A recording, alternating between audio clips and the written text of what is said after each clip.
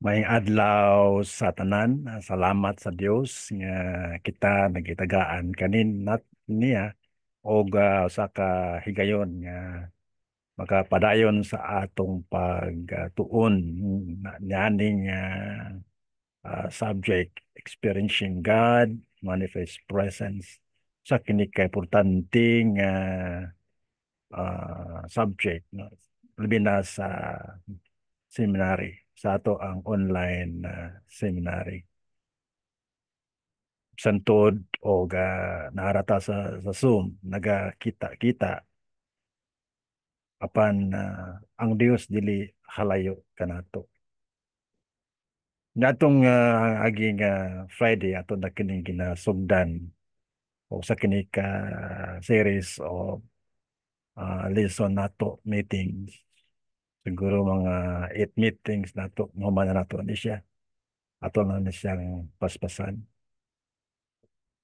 So sa dili pa ta magsugod, magpailaila sa ko, no, sa wala pa nakaila, mag-upa dinhi sa ato ang klase.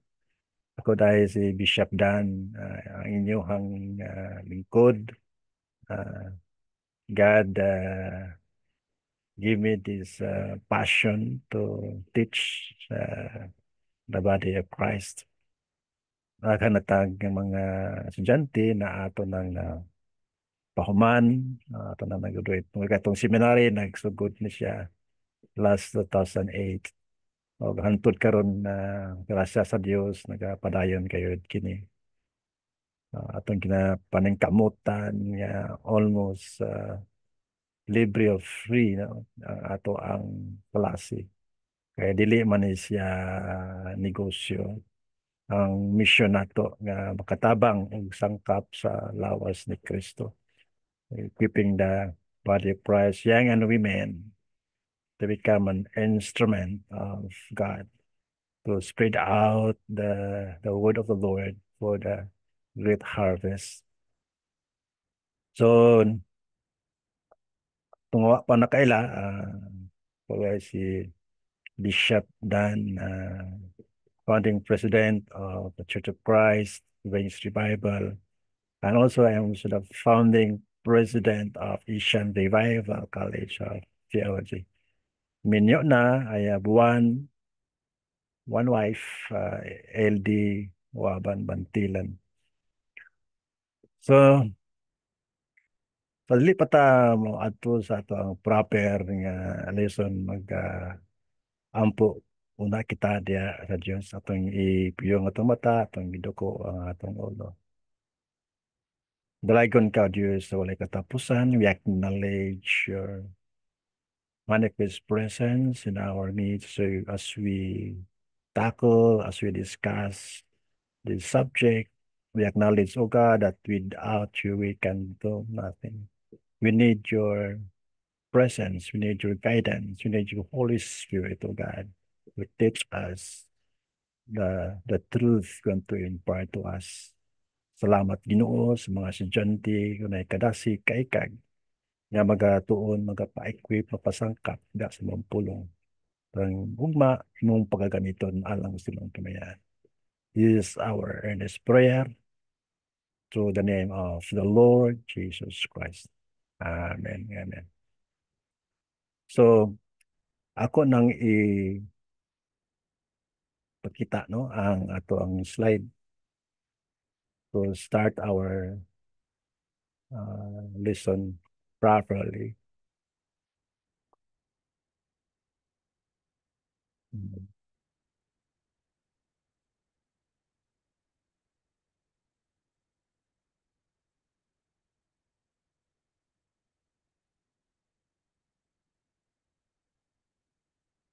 Okay. So, experiencing God, manifest presence. Muna ang ato ang subject nga atong i-discuss. Anita sa tumong objective of the study. Una, the end of the study, the students will have thorough understanding about the manifest presence of God. Atong sabtan, matuna, matun-an nato ang sa ka mahingdanon no ang pagsabot sa pagpakita sa Dios sa siyang gahom sa iyang himaya pagmanifesto niya sa ato ang kinabuhi. Ikaduha, ang estudyante, pagkaton gayud sa balancing theology of God's manifested presence. Ang katulo, ang estudyante will differentiate no, between anointing and the manifest presence of God. Unsa ang diferensya? Unsa ang kalainan no? Diya sa dinihugan o diya sa manifest presence of the Lord. No, kapat, the students will understand the move of God in different season. Season meaning lahi-lahi ang movement, lahi ang panginanglan sa mga tagkatawhan from the first and the last generation. So, lahi-lahi o halan ang mga estudyante, halan nga sensitive sa move no sa Ginoo sa ilang panahon sa atong panahon umabot nga mga panahon. He is the God of the past, He is the God of the present and the future. For example, atong panahon karon is we are in the high-tech technology. No? Sa kanadto wala pa yung cellphone. No? Especially sa kwarta, sa pag-innovate sa money. Kanadto, change, no? Barter, no? To exchange. Tapos, gawas ang mga coins, papel, no? Mga kwarta. No? Tapos karon, atong makita na ang kalibutan nag-innovate no naratay ka nang gitawag og digital money o cryptocurrency. Og natay na bawaan na kini nga kani siya ang imong ipuli sa fiat money na ay mga tasa gitawag og cashless society. So ana ang progress no ang paglambo sa knowledge sa kahibalo sa kalibutan. So, kita usab halan ng atong pagtuon ng atong theology mag-upgrade no mag-upgrade depende sa pagpadayag sa Dios no dili man gud ipadayag dito sa tanan ya kini hinay-hinay no hinay-hinay nagpadayag para sa yang mga katawan yang atong pagtuon halan nga kabase gayud sa balaang kasulatan. Ay kalima, estudyante nga lang makasanati kayo, no? You can experience God's manifest presence in different ways. Hanggang pamagi ang Diyos na atong ma-encounter no? Personally ang iyang presensya. Ay kauno, humana ng lesson, the end of the lesson, the student will become bearer of God's manifested presence in the body of Christ. Mamana atong ministry for the body of the Lord Jesus Christ. Nga patong prayer no like the prayer of Jesus na ma-unite kayo ang iyang lawas ining katapusang mga adlaw. So to start with, you have to define a definition about omnipresence and manifest presence. Sa diferensya sa manifest presence and manifest presence and the omnipresence of God. So in theological view and the view also in theology about manifest presence, atong tun-an masabtan nining adlaw ang buti pasabot niini. Nagkut kitag mga author, mga theologians sa lalahi nga mga biblical view no? Sa ilahang paglantaw sa Dios. So, atong gikuhaan ang idea ni Winnie Crudin, one of the theologians na igamit sa Ginoo. Sa pagpanudlo gihapon sa pamaagi sa pagtuki sa balaang kasulatan, yakin ning gitudlo sa mga katawhan sa Dios. Iyang panglantaw pagsabot nga God's manifest presence does not have size or special dimensions. Special meaning wala siya kanang uh, gitawag og boundary o limitation. Wala siya space, wala siya location. Muna ang pagsabot, ang pag define sa omnipresence. It is present at every point of space with his whole being. Yet God act differently in different places and different seasons of time. As I told you na like King Solomon, he quoted the book of Ecclesiastes. And siya diyang under the sun, under the planet Earth, there are times, no, there are times of crying, there are times of death, there are times of sadness and joy, season by season.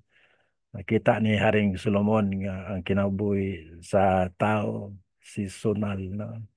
Sa katawa ka karon, ugma, hilak, saya mag-uol, saya malipay, para ang kinabuhi. Ang importante nato na doon na kita Dios na Kristo ang ato ang kasing-kasing. So ang pagkasabot nato sa omnipresent niya, walay kanto sa kalibutan o whole universe o sa mga taahang nga lugar, no, space na wala ang Diyos, wala ang presensya sa Diyos. That we call that omnipresence. One of the attributes of God is He is omnipresent. And manifest presence, no? The manifest presence of God is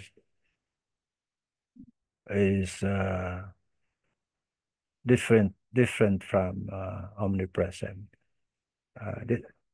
One is ang atong pagsabot is I understand it. We can understand God is omnipresent. He is everywhere, every place. Sa asa ta na ang Dios, di ta makaikyas, no? Di ta makalikay na agad ang Dios. The omnipresent is we can feel, no, atong mabati, no, we can feel, we can touch, we can experience God and personal way. Ang ato ang spiritual senses, atong sense of sight, hearing, taste, and touching, pwede siyang magamit, no, and experiencing God's manifest presence and different way, different experience. Layo mga experiences ang ato ang kinabuhi. So, Timothy said, no, iyang description. The Timothy ni one of the author of God's Teacher nga libro. He experienced God manifest presence. Kung nabasa niya ang libro during his revival time meeting somewhere in USA, they experienced God's manifested presence. Yung yung rostrum. Yung rostrum, sadyang nagpadayag ang Diyos, manifested during that meeting. Ang rostrum na kwan siya, na hati, yung pastor nga nagtindog sa rostrum, may lagpot siya 10 feet di kan sa rostrum. Talsik yung kwan, yung pastor. No, talsik yung pastor. Tapos yung rostrum nga pinakalig-on, no, imposible nga mahati, mapikas, according sa naguhimo ng factory, lisod to Picasso to ato nga time nahati siya, no, hati siya. Tapos ato nga time na doon na revival nga naitabo 24 hours, mga tao din nakapanguli sa during sa meeting, crying, no, napasa gawas ang mga tao sa building. Feel na nila ang presence, the strong presence, sense nila ang strong presence ni Lord. Hungry sila sa presensya sa Diyos.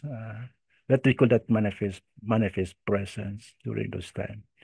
So yes, He is omnipresent.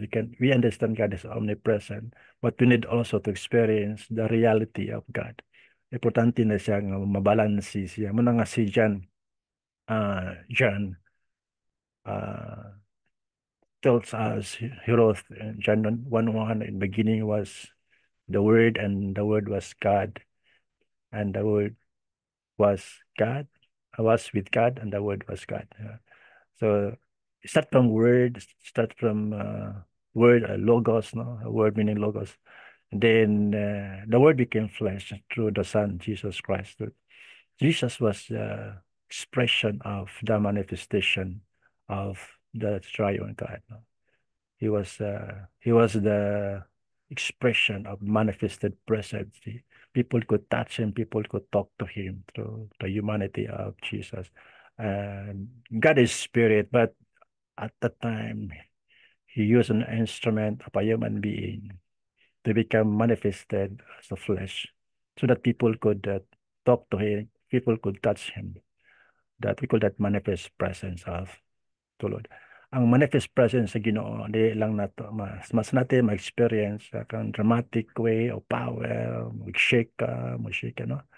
Or na-feel mo with speaking with other thing, mag-shake ka mong kuan. Ang imuhang kaning kamot, like me, no?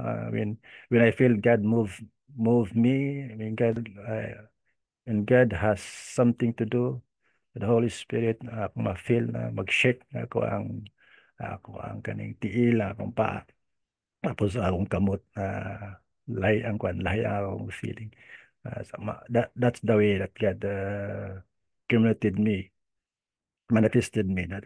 So when I feel that, so I release blessing, I release God's demonstration. O kita na to ang move ng Lord, kita to ang touch ng Lord during that meeting. So as a revivalist, no. That's why I teach this. Atong itudlo gid nato kini akong itudlo ni sa mga estudyante na ilang sa mga estudyante sa mga katawa that we need to experience God's manifested presence. Uh, the first time that I experienced God's manifested presence during the time na I was a new convert last 1987. Hindi ko makalimutan na I never forgot that first experience. And I was reading the scripture. Hindi ako nakakain noon. No, na hindi.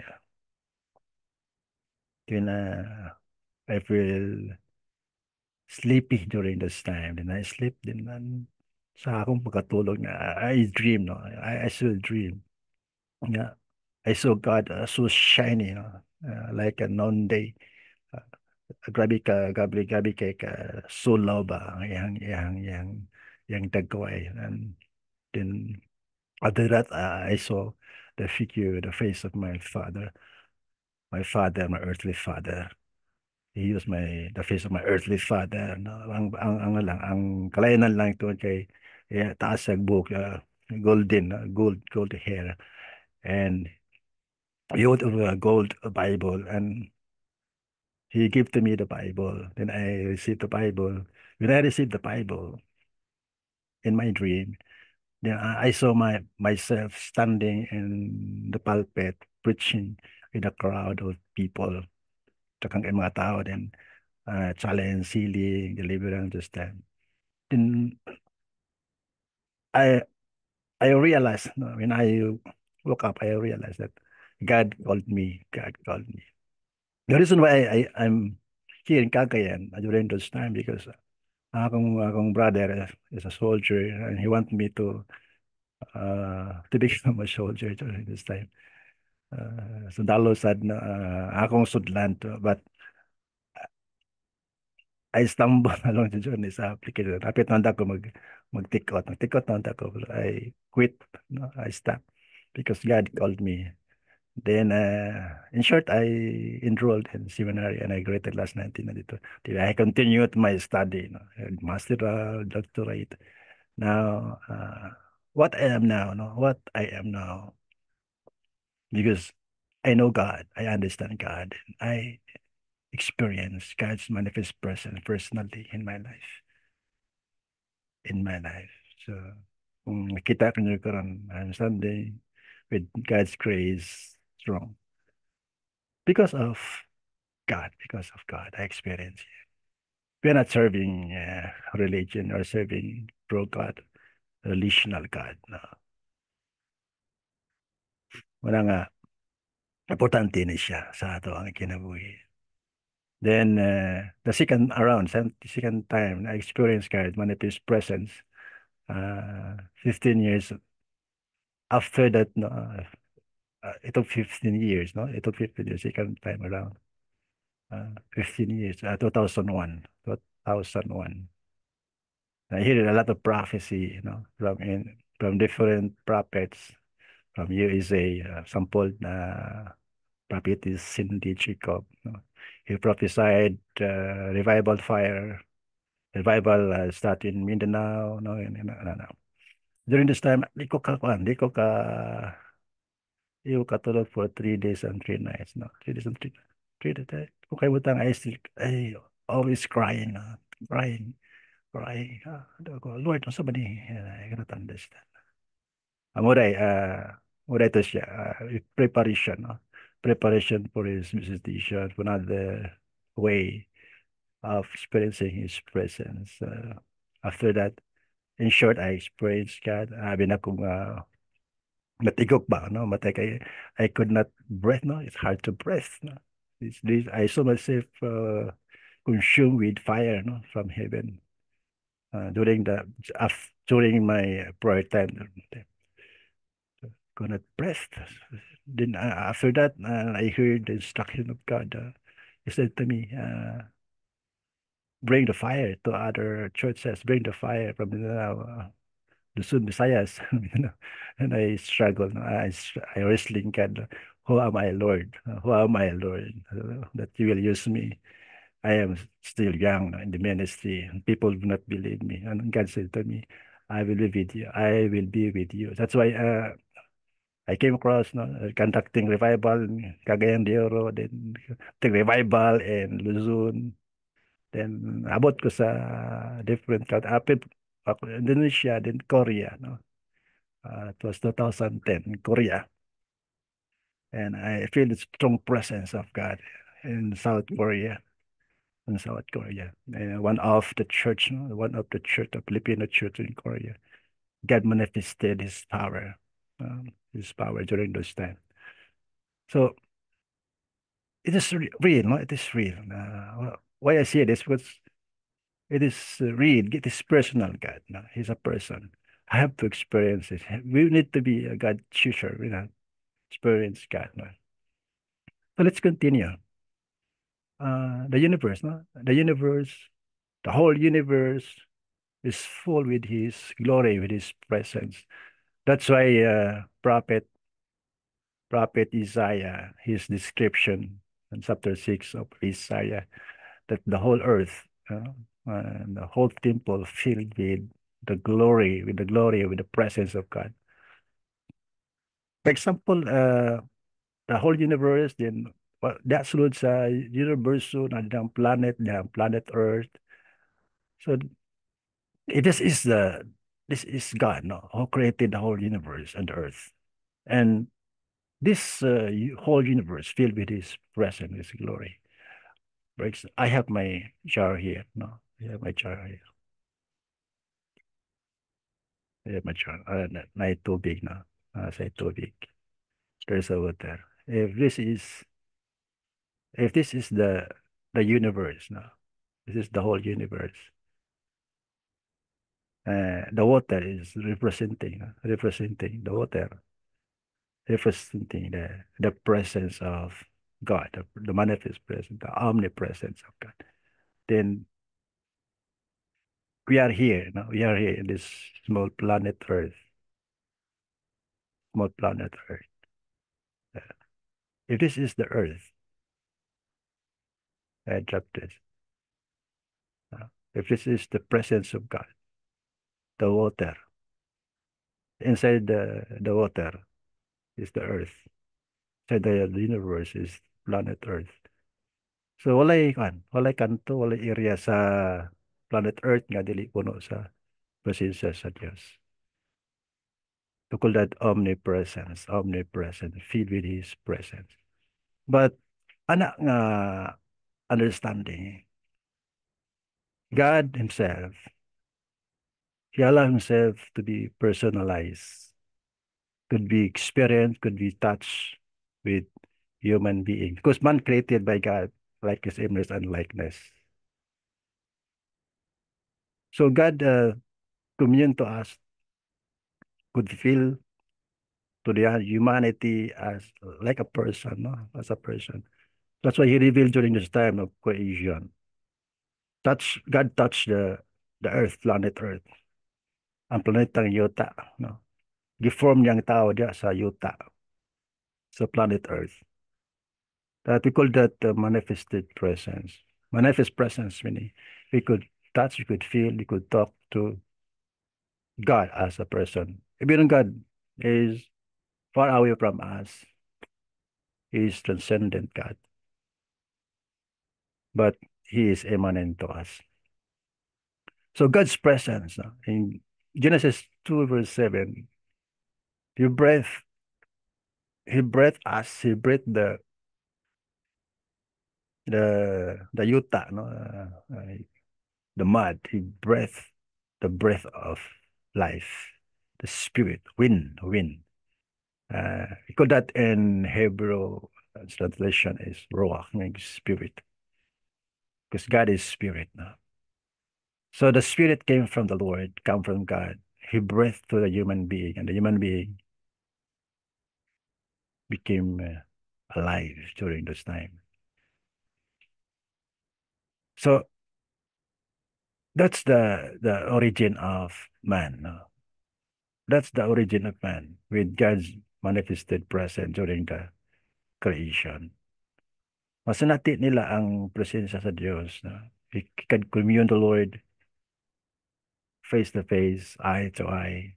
Because God, He used, and I believe God is, He used a form as a human being could touch and could experience with a human being during those times, Adam and Eve.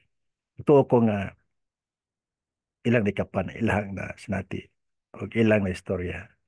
In fact, the Bible tells us that God walk, no? God walk on the planet Earth. He heard the sound, God is walking.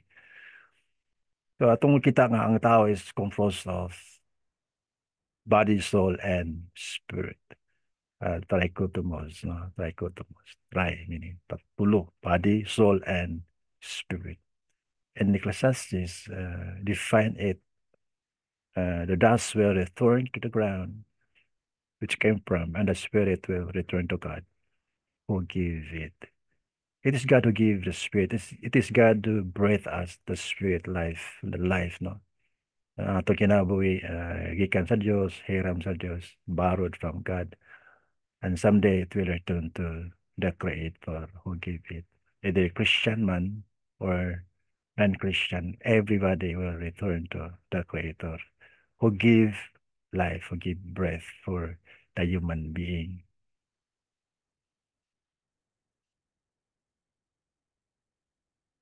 This is the description of Paul in 1 Thessalonians 13, verse 3. And the God of peace himself sanctify you holy, and may your spirit and soul and body be preserved entire without blame of the coming of the Lord Jesus Christ. I mean, without blameless. 1 Thessalonians 13:3. Paul described man composed of spirit, soul, and body. Soul and body cannot be separated. Cannot be separated. The spirit, soul, and body cannot be separated. The spirit is spirit and soul and body, but God put the soul and body with the spirit life. The spirit came from the Lord, and the soul and the body came from the dust. Combination of material and immaterial being. So, malata, malata, o dili malata dia. Uh, ang lawas balik sabog from spirito dili babalik sabog, babalik sa Dios. That's holy, no? That the holy, that's Holy Spirit from God, that Spirit of God that He gave to us.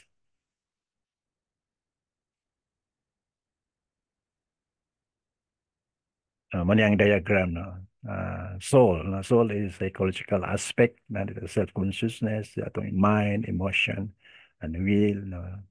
Psychomotor, no? You could feel, you could reason, we could reason, Yes, inside the soul, and the body is just mo bita kaning sakuban, no, sa the other term is sakuban lang, housing lang, is a house, no. Balay, ang balay mahimo siyang home kung naay kapuyo, kung walay kapuyo dili sa home, balay lang sa house lang siya. So murag ana siya, nahimot ang living being, the body become a living being because there is spirit, there is life inside the body. Ang lawas is just an instrument, no, for the purpose. Wala na purpose ang lawas. Magdikin na siya kung magbalatian na, wala pulos, wala silbi. Kaya ka-cancer na, sakit-sakit na, loyal-loyal na. In the spirit, this will leave from the body. Kaya useless din na magamit. Di na magamit. Pero ang spirito, di na sa transfer, other religion will say that will transfer for another species, animal, or ato sa baki. You know, it's not. The scriptures tells us, Ecclesiastes 12 verse 7, will return to God. No, we will return to God who gave it. So, muna nga, we need to be careful, no, sa itong lawas. Mga balansi, no, atong kinabuhi. At ibanon na ito atong kalag, at ibanon po atong lawas. Proper sleep, proper diet, no. Ano. Ayan. Dili mag-abusar sa lawas. Okay. Our body, the temple of the Holy Spirit. To those who destroy the body, and God will destroy. Ano, I have to pray, no? You need to pray. God will give us long life. Sama sa promise ni God through Psalms 91 verse 16. He will satisfy us with long life, no? Umabot ta tawag 120, 100 years parang magamit pa sa Dios, kan ba ma-maximize ang life nga igata sa Ginoo sa ato. So composed of soul, spirit, and body. Take note na before the fall, no, so man, God communed with them. God talked to them, eye to eye, face to face. But take note, after the fall, still God talking to them. Wala nagpalayo ang Diyos. In fact, God is searching, looking for man. He committed sin against God of disobedience. They were hiding, no? They were hiding because of shame. They feel naulaw na sila. Amdas lang di kid when tayo walay sanina. Pero prior from that is so innocent. Walay ka ng ano bang gitawag og malicious mind. Wala sila sa sapot, wala sa nina. Diba? But after the fall, nabati nila ang kaowaw, no? Nangita sila og kaning tao, tabon. In short, is bastos no ilang nahuna because of sin. No? So, but God is looking for them, no? And they hear the sound, no? They hear the sound of God walking on the garden, the call of the day. God is walking on the garden. Meaning man heard the sound of the Lord. Dapat mo na, no, makadungog ta sa tingog sa Dios, makadungog ta sa movement sa Ginoo. Kung natay intimacy, natay saktong relasyon ni Lord, I could hear, I could feel God, no? Natay intimate ba, relasyon sa Ginoo. Sa amin kita na babat ta sa kalibutan, no? Babat ta sa religion. Nalimtanan nato ang intimacy or personal relationship with God. Mara importante, dili religion, no? Dili achievement, kundi ang ato ang pakirelasyon diya sa Dios. We could hear God. Tiya mo na nakasalanan sila, pero commune pa ang Dios, no? Sila ang kinabuhi. Diba? Genesis 3 verse 8. And he heard the voice of the Lord walking, no, walking in the garden, and the call of the day, the call of the day. What amazing, no? Sabi ka, mahal ni Lord ang iyang creation. Okay, gibuhat niya ang tao like His image and likeness, no? Sikan to God, tiyo mo na, sikan to God, like His image and likeness. May no sa religion, no?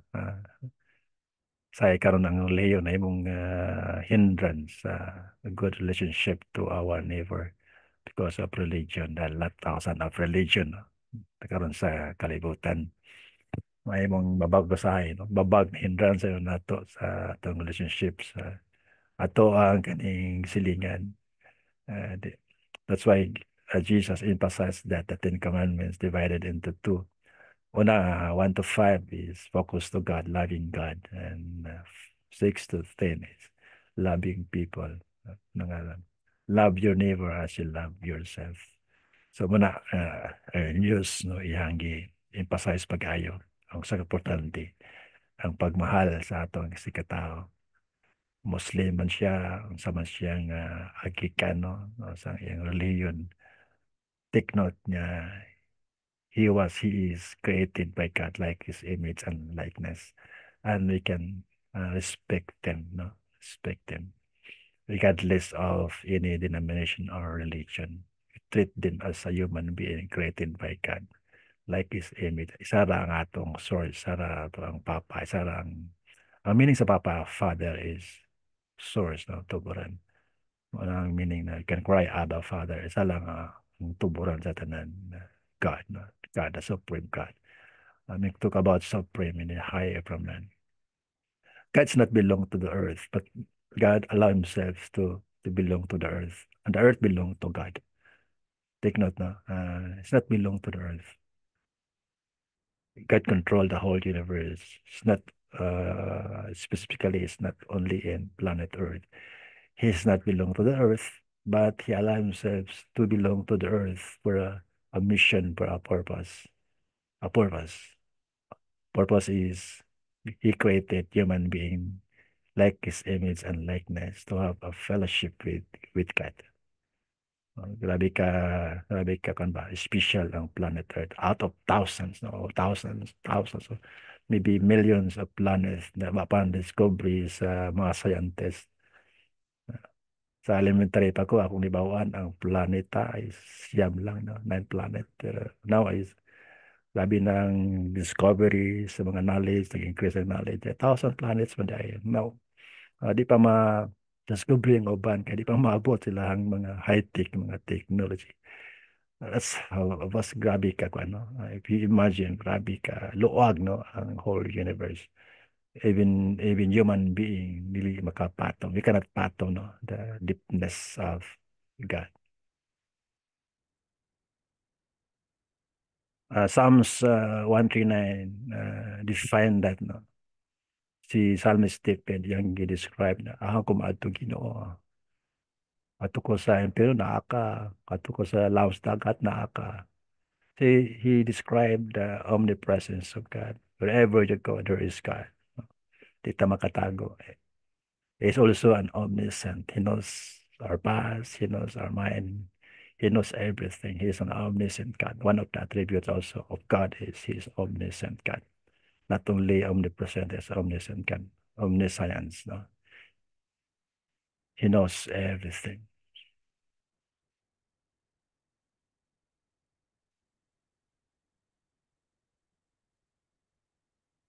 Yes, let's define this. So how we treat God is came from far away, no? Long distance. Ay kanta na ni Gary B. God is watching us from the distance. God is watching us. No, he's not watching us from a distance. He is inside us. No, the earth belongs to God. The earth belongs to God. The earth not God does not belong to the earth, but he allowed himself to belong to the earth. No, God is not belong to the earth, but he allowed himself to become belong to the earth for a purpose of creation. Creation. The earth belongs to God. The whole universe belongs to God. So if Triton, Ginoo is far away for another planet, no? As I gave a description kanina, uh, dili, the other planet, no? Wala planeta sa whole universe nga dili mo sa presence ni Lord. Take note. This theology, balanced theology, biblical theology.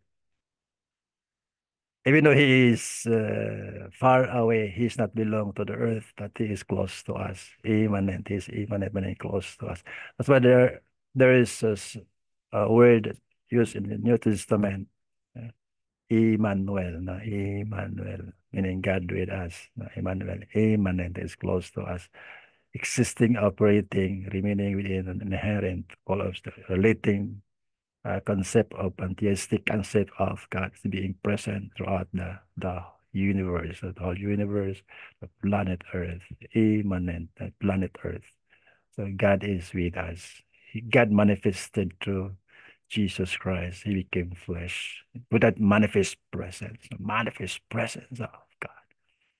The apostles, the disciples experienced the manifest presence of Jesus, signs and wonders, healing, patay na ba na, even Lazaro, no? Even Lazaro, 4 days in the grave, 4 days, 4 days in the grave, 4 days in the grave. People crying, no? And also Jesus crying, Jesus wept. Nung kay Gimal, no? Love niya kayo si Lazaro. Also he cried because people, they don't believe God. There is still an unbelief about God, about the Lord. That's why Jesus is crying. He cried for the sin of unbelief. No? Uh, silang kakuman ni Jesus. Okay, Lazaro, come out. Gawa si Lazaro. This is a demonstration of the power, no? The manifest presence of God through Jesus Christ. If we have the manifestation, if we have the manifest presence of God, if we have God, if we have Jesus in our lives, also God will manifested His power through us, no? Through us. Signs and wonders, miracles, yung paglihans nimo, pagampo, ato, no? Dili kita maayo, no? It is God who dwell in us. It is the Holy Spirit that dwells in us will heal the sick. That's part sa commandment ni Lord, di ba? Sa mga disciples, heal the sick, uh, release the oppressed, set free the blind, set deliverance, no? Una siyang part sa mission sa mga anak sa Diyos. Hindi na exclusive para sa mga anointed. We are all anointed if we have Jesus in our lives. No? If Jesus dwell in us, if the Holy Spirit dwell in us, we are anointed of the Lord. And God will use us for His glory. Dili tamang hambog, no? May mga outcomes, na ay mga results. Na yung mga tao nga bugiro, no?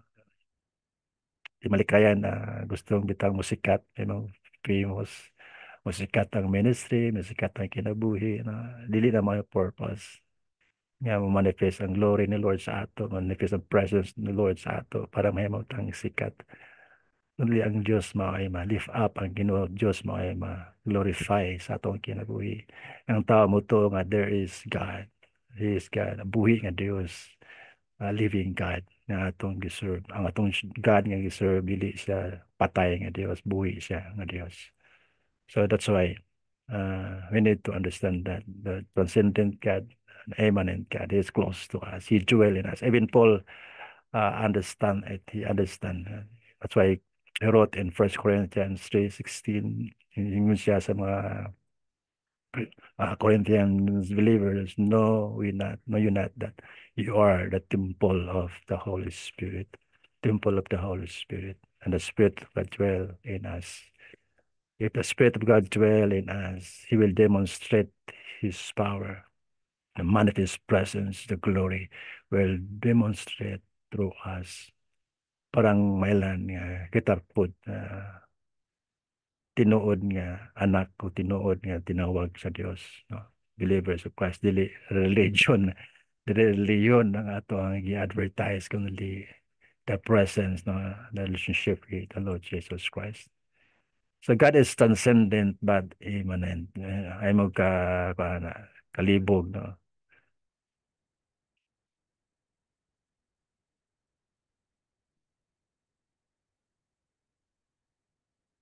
So here, to experience, no, God's manifest presence, number one, we need to believe the existing the existence of God. Have to believe, no? Una-una, minutuuta sa pag-exist sa, there is God. People don't believe But when God move in a own way, sayang tao ligid mo to, mga atheists, they don't believe God. Everything exists without creator, according to them. No? Tunga lang tanan, nga walay nagbuhat, walay naghimo. They trying to reason out about that according to their knowledge. There is God. There is God who created the heavens and earth. John 1:1, no? It is wrote by John.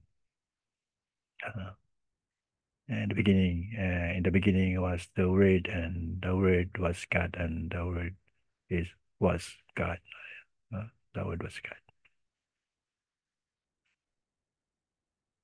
And Genesis, di ba? And Genesis, God created the heavens and the earth.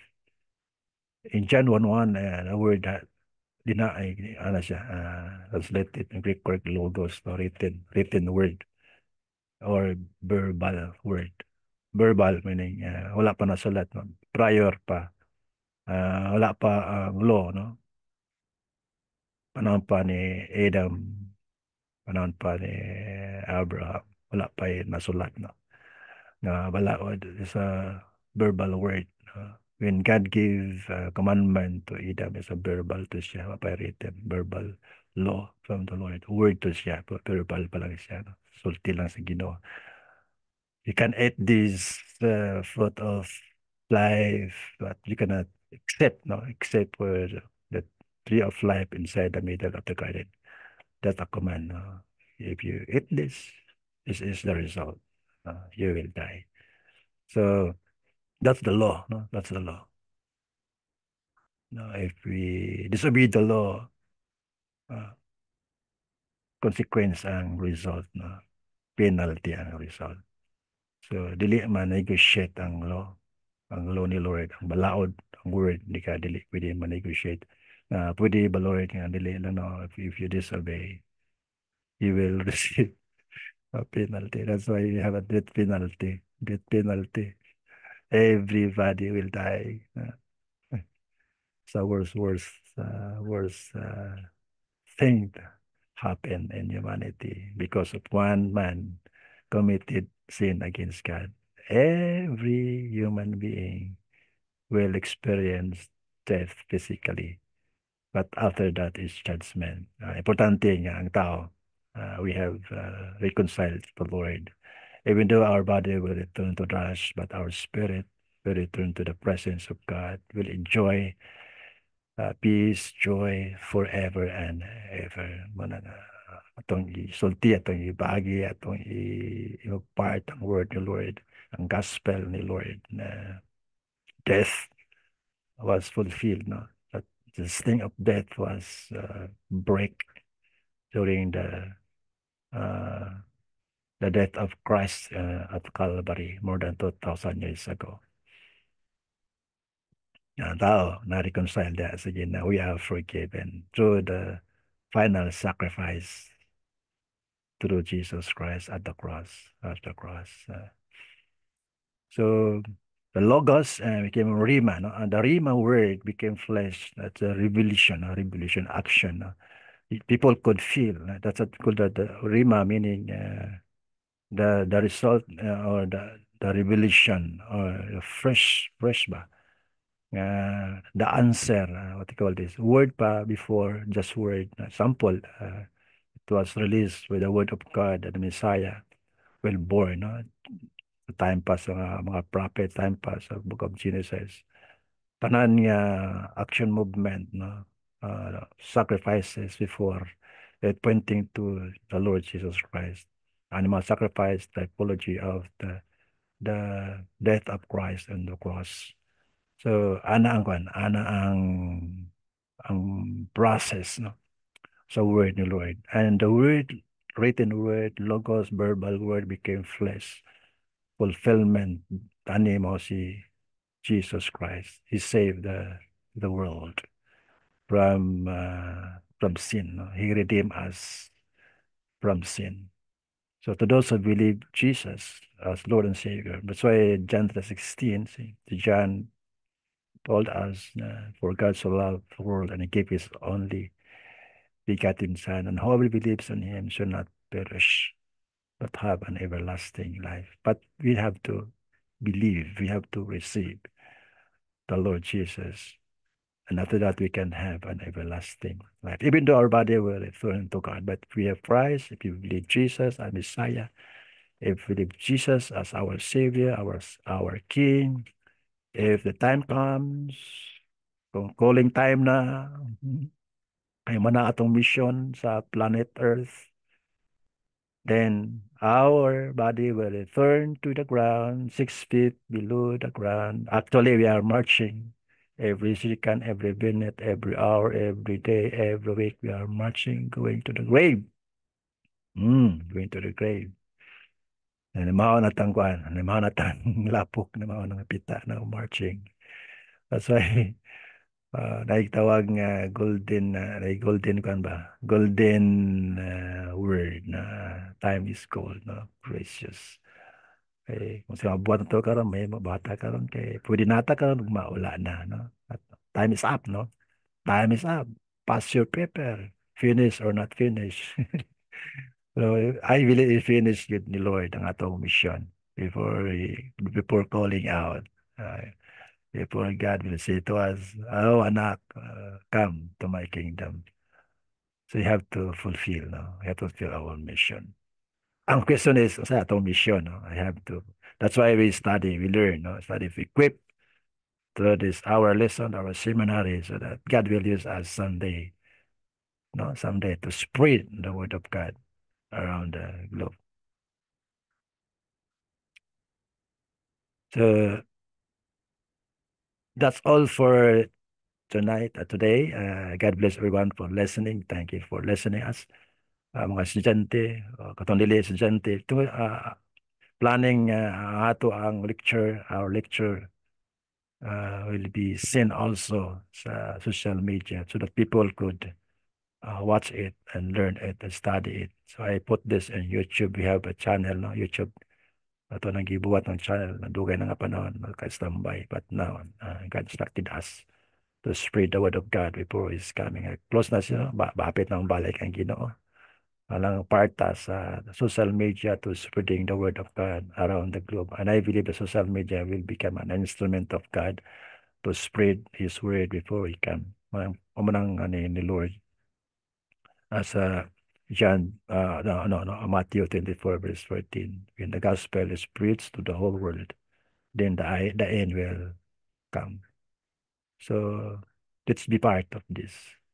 So starting today, I have to record our sessions so that I will post it also in different social media, Facebook and YouTube, Instagram, to spread the gospel. So God bless everyone.